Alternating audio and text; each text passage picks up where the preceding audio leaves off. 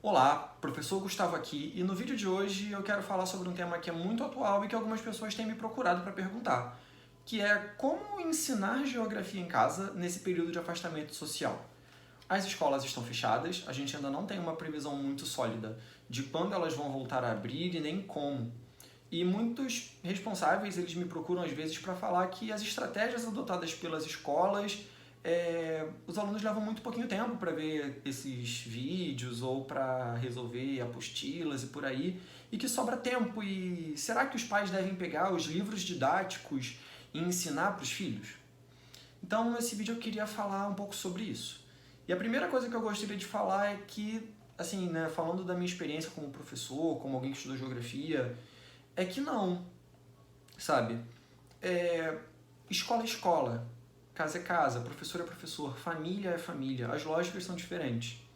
Eu não sei se eu tivesse filhos, com certeza eu não faria o mesmo trabalho que eu faço na escola. Da mesma forma que eu não faria com primos, sobrinhos, parentes, amigos, porque são lógicas diferentes.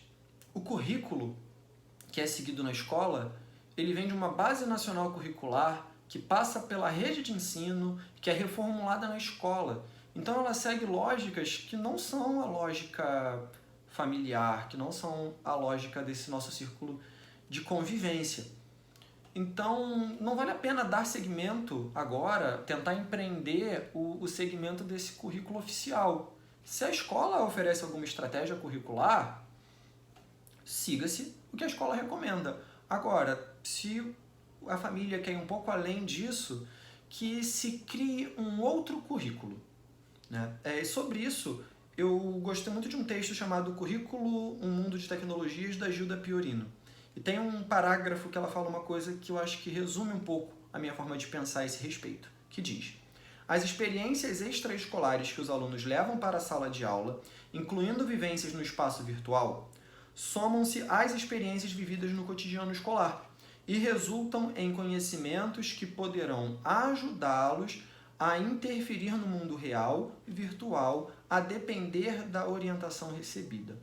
Então, se os pais querem aprimorar, querem somar ao que a escola tem feito, que se crie um outro currículo, que os responsáveis eles possam se sentir autores de um outro currículo, que essa criança ela possa construir uma bagagem de vivências para interagir com os saberes escolares quando a escola voltar a funcionar. Não é uma questão de substituir a escola, mas é uma questão de aproveitar tempo para construir outros currículos, certo? Então, para se construir outros currículos, né, para a gente escolher que atividades a gente vai fazer com essas crianças e adolescentes, como a gente vai fazer, é bom a gente ter noção do que é inteligência e do que a gente está trabalhando. Eu vou deixar aqui um link da Super Interessante falando sobre os 8 tipos de inteligência, os hobbies ideais para se trabalhar cada uma, pessoas que se desenvolveram muito por esse tipo de inteligência, que ficaram notórias por esse tipo de inteligência, que é muito interessante a gente saber. Porque às vezes não é porque a criança não é boa em matemática ou não é boa em interpretação de texto que ela não tem alguma inteligência que possa ser trabalhada, né? A saber, a gente tem a inteligência linguística verbal, a inteligência naturalista, uma que é muito interessante, que é plantar alguma coisa, né? Quando a gente for ter aula de espaço agrário na escola, uma criança que ela teve a experiência de plantar um temperinho, de plantar um pimentão, ela vai entender muito mais sobre a questão de solo, produção de alimentos, função da terra, ou seja, é uma vivência que vai se somar ao que a gente vai trabalhar na escola e vai interagir. Inteligência interpessoal, inteligência intrapessoal, inteligência visual, espacial, a gente vai falar muito sobre mapa, vou dar algumas recomendações sobre trabalho com mapa.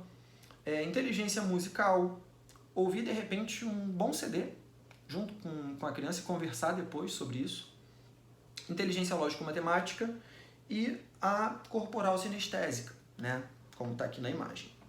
Bom, qualquer atividade, qualquer hobby, qualquer site que você queira explorar, é bom a gente ter bem claro em mente o que a gente quer com isso, né? Se a gente vai propor, de repente, assistir um bom filme com a criança ou com o adolescente, depois eu quero conversar sobre esse filme, eu pedir que faça um desenho, ou pedir que resuma, que deixe uma explicação, e aí a gente, quarta-feira é o dia do cinema, então toda quarta-feira depois eu quero é que a criança ou que o adolescente produza um texto, um parágrafo curto, explicando o filme, fazendo uma sinopse, de repente, trabalho com produção de texto.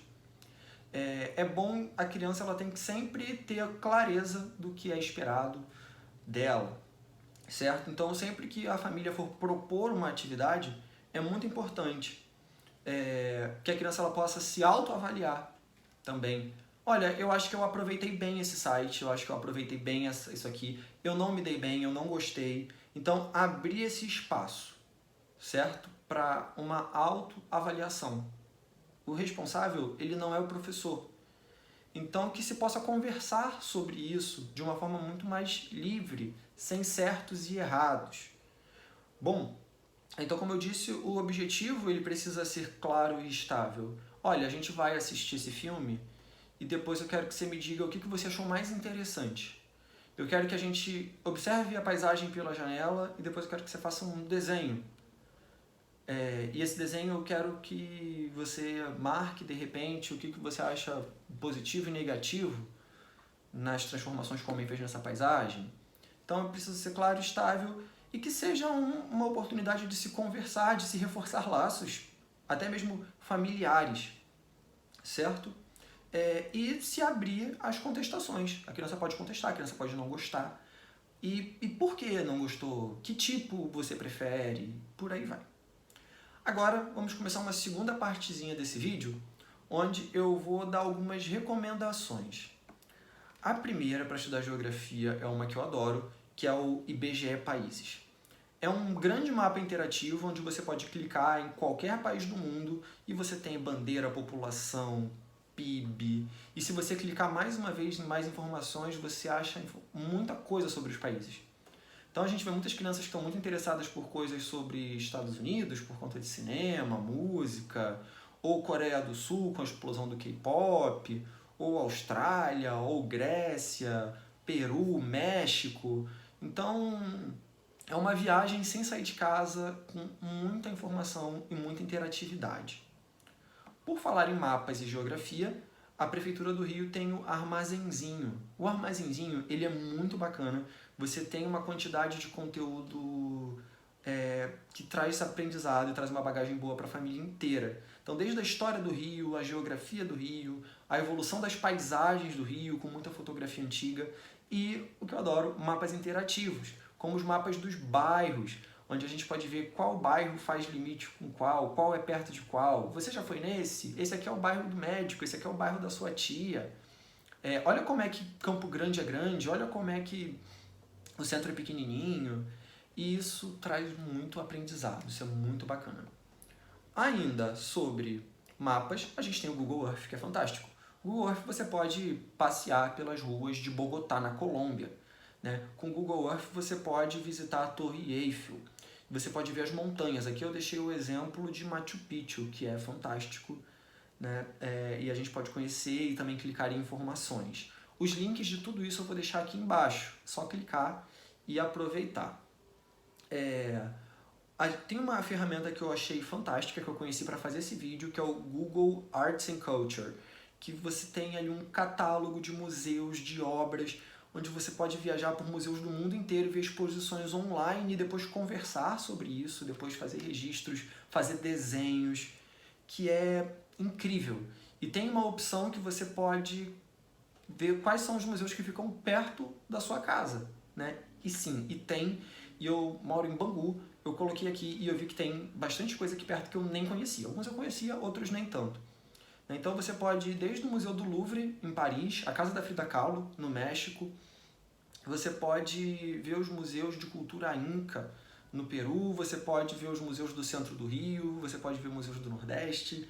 E, né, museu é um mundo, existem vários tipos de museus. Existem museus que falam sobre ciências naturais, existem museus com coleções sobre vários tipos de arte, com questões sobre a arquitetura. Então, é para ficar uma vida, né?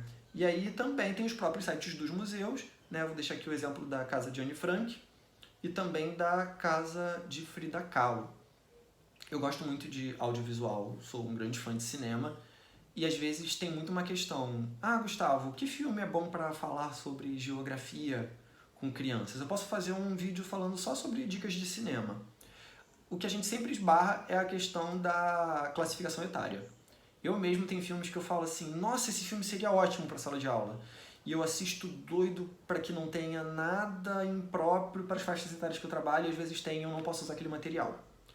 Ou eu tenho que cortar e levar só um determinado trecho. Mas eu vou dar uma dica de um curta-metragem nacional que está no YouTube, tem 26 minutos, isso contando com todos os créditos, então o filme mesmo acontecendo numa base de 20 minutos, prende a atenção da criança, fala sobre um tema super atual, super importante, eu recomendo fortemente, e é um filme para se conversar, né? E assim, eu costumo falar que tem algumas perguntas que guiam e que vão levar a um aproveitamento melhor. Achou bom, ruim? Por que você gostou? Por que você não gostou? São as mais gerais. Mas o que você entendeu? É uma pergunta muito boa. Como você explicaria esse filme para alguém que não viu? Você pode fazer aqui um resumo em 5 linhas falando sobre o que trata esse filme? Né? O que mais chamou a atenção? Teve algum momento que você se emocionou, que você achou mais triste? Teve algum momento que você achou engraçado? Onde você acha que é o clímax? Né? E por aí vai, isso gera questões muito enriquecedoras. Se alguém tiver mais dicas, quiser fazer perguntas, continuemos essa conversa aqui. Tem um aplicativo também que eu gosto muito de recomendar, que é o Star Walk. Né? E para ele eu tenho um link explicando tudo lá no meu perfil do Instagram, @geografiacomgustavo. Me segue lá, vamos continuar essa conversa lá também. Espero ter ajudado. Bons estudos!